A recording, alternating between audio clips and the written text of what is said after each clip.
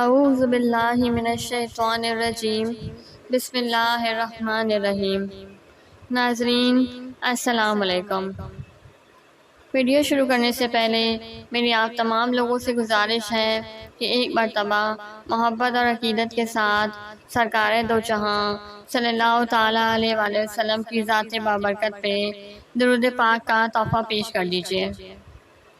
اللہم صلی علی محمد وعلی آل محمد کما صلیت علی ابراہیم وعلی آل ابراہیم انکا حمید مجید۔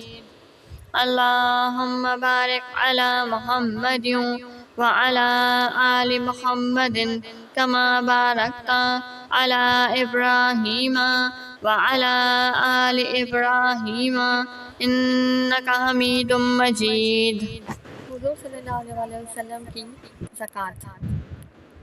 چونکہ حضرات انبیاء علیہ الصلوۃ والسلام پر خدائے قدوس نے زکوٰۃ فرض ہی نہیں فرمائی ہے، اس لیے آپ صلی اللہ علیہ وسلم پر زکوٰۃ فرض ہی نہیں تھی، لیکن آپ صلی اللہ علیہ وسلم کے صدقات و خیرات کا یہ عالم تھا کہ آپ اپنے پاس سونا چاندی یا تجارت کا کوئی سامان یا مویشیوں کا کوئی زیور رکھتے ہی نہیں تھے، بلکہ جو کچھ بھی آپ کے پاس آتا سب خدا عز و جل کی راہ میں مستحقین پر تقسیم فرما دیا کرتے تھے۔ آپ صلی اللہ علیہ وسلم کو یہ گوارا ہی نہیں تھا کہ رات بھر کوئی مال و دولت کا شانہ نبوت میں رہ جائے۔